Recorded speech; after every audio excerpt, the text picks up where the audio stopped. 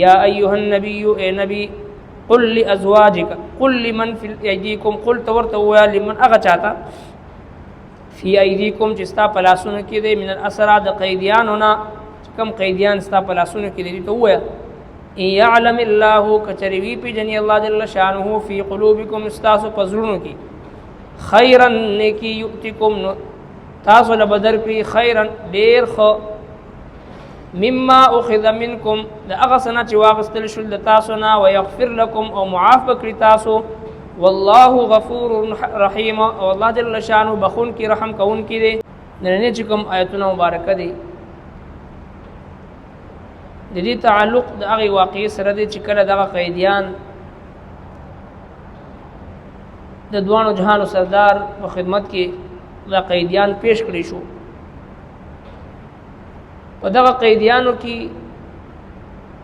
د نبی علیہ الصلوۃ والسلام مبارک تر حضرت عباس رضی الله عنه په دې وخت لا مسلمان شوی نو دی هم په دې قیدیانو کې شامل وو نو چې کله دې د شپې رو رسول شو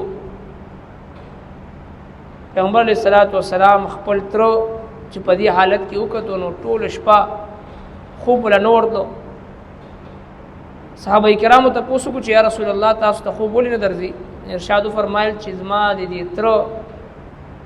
هغه فریاد آهو بوکا هغه ماته را یادېږي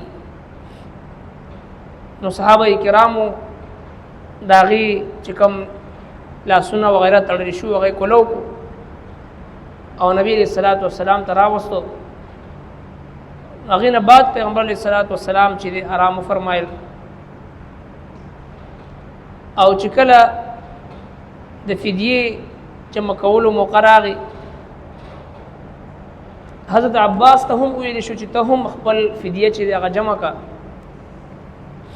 هغه عرض کو چې د الله رسول ما سره زه غریب شوم چې سم مالو هغه مجاهدین واغشتو ما سره خو نشته پیغمبر علیہ الصلوۃ والسلام متو فرمایل چې ام فضل د کور والا نامه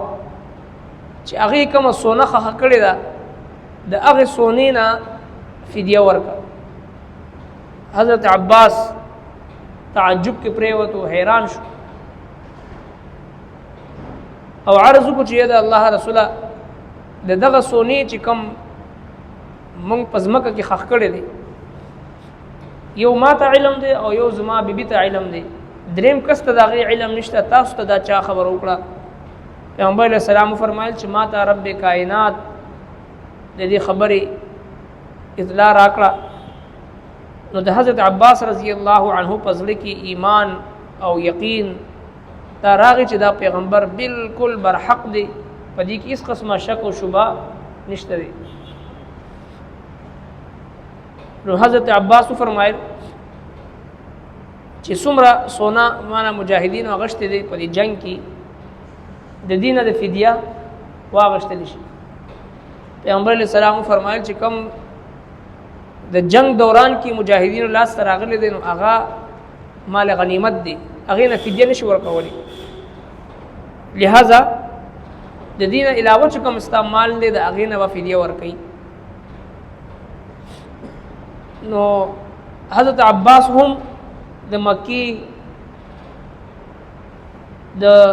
مالدارو سردارانو کې شاملو صحابه کرام عرض کو چې د الله رسول دا استاسو تر دي دته معافیو کدنه چې د فدیه ما خره پیغمبر علیہ السلام فرمایل چې نه عدل او انصاف تقاضا دا چې ټول سره یو شانتي معامله وکړي شي ټول سره یو شانتي سلوک وکړي شي د نورو سردارانو په شانتي دنه هم سلور زره درهم چې دیغه زیات فدیه واغشتل شو او بیا د دینه بعد د عدل او د انصاف او د مساوات یو بل عجیب واقعه ودغه مقبان مخ تراله چې د نبی کریم صلی الله علیه وسلم زم حضرت ابو العاص رضی الله عنه چې په دې وخت کې مسلمان شوی نو د نبی علیہ الصلوۃ والسلام لخت جگر د حضرت زینب رضی الله عنها خاوند دی په مکه مکرمه کې مقیم لا هجرت هغه وخت نو کړی مسلمان شویم نو ابو العاص د مشرکین طرف نه په جنگ بدر کې شریک او قیدی شو پیغمبر علیہ الصلوۃ والسلام مخ ته پیش کړی شو نو چې کله نبی علیہ الصلوۃ والسلام فدیه غشتل د قیدیانو نه د ته وی چې تم خپل فدیه پیش کا رهایی غواړي نو فدیه جمع نو د نبی علیہ الصلوۃ والسلام لخت جگر حضرت زینب رضی الله عنها ته مکی مکرمه ته اطلاع ورسېدو هغه سره نور مال حال نو دغه په غاړه کې هغه هارو چې کم مور بیبي حضرت سیدہ خدیجه الکبرى رضی الله عنها د تپریخو او د حضرت خدیجه رضی الله عنها سره د نبی صلی الله علیه وسلم ډېر یادگار لمحات او په ډېرو مشکلو حالاتو کې بیبي خدیجه نبی صلی الله علیه وسلم د پاره ملاتړ جوړ شو دغه سهاره جوړ شو او ډېر مشکل وخت کې چې هر طرف نه په نبی صلی الله علیه وسلم باندې تهمتونه الزامات او تکلیفونه سازشونه مکر و فریب هغه مشکل وخت کې د نبی صلی الله علیه وسلم سهاره جوړ شوی و د مال دولت ارس په نبی علیہ السلام باندې قربان نو حضرت زینب رضی الله عنها د خپل غاړې نه هغه هار راوېستو او مدینه منورې ته راولګلو نبی علیہ السلام ته چې دغه هار قبول کا او زما خاون چې د هغه رها کا چې کله پیغمبر علیہ الصلوۃ والسلام ته د هار ورسېدو او وی کتو پیغمبر علیہ السلام په جړا شو او مبارک سترګو نه اوښ کې روانې شوې او هغه ټول منظر د بیبي خدیجه رضی الله عنها سره هغه یادونه او هغه وختونه او هغه تکلیفونه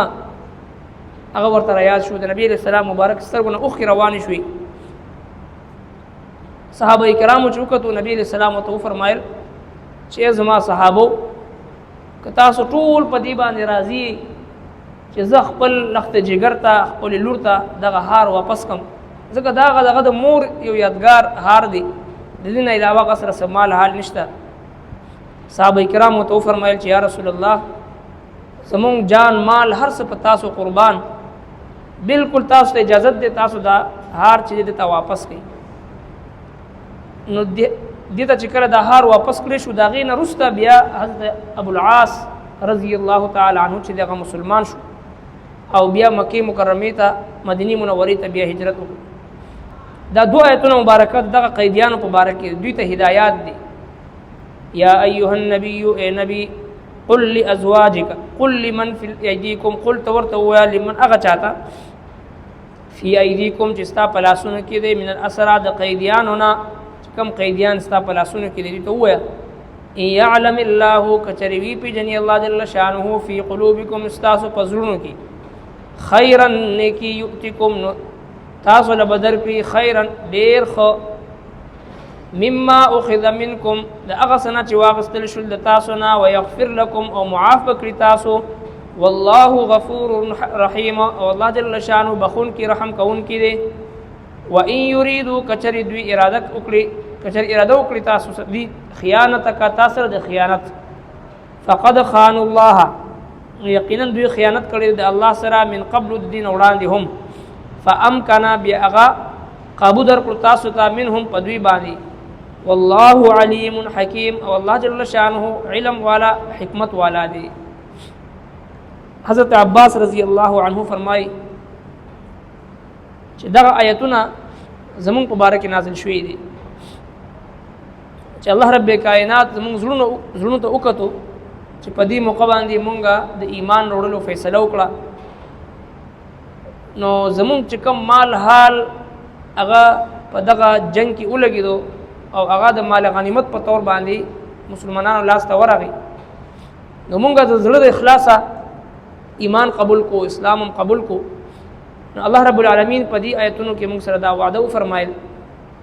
یعلم الله فی قلوبکم خیرا یؤتکم خیرا مما اخذ منکم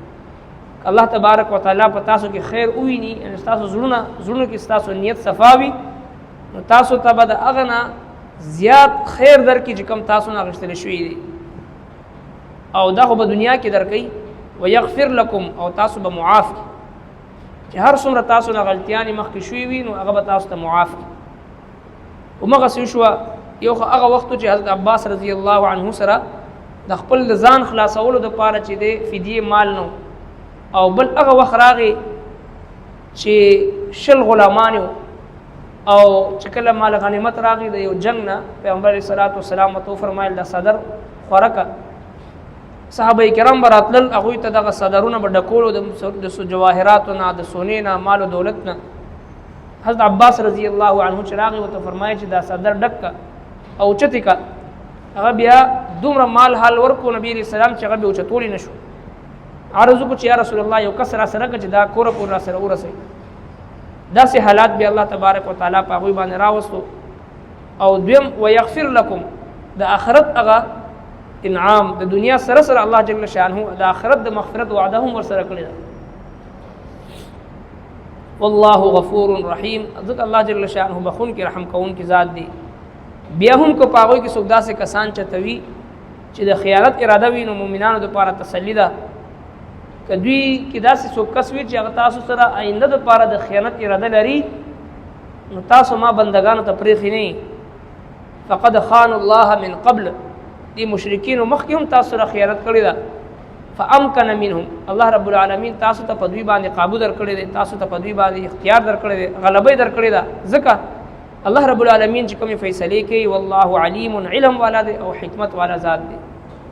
ربنا تقبل منا انك انت السميع العليم وتب علينا انك انت التواب الرحيم برحمتك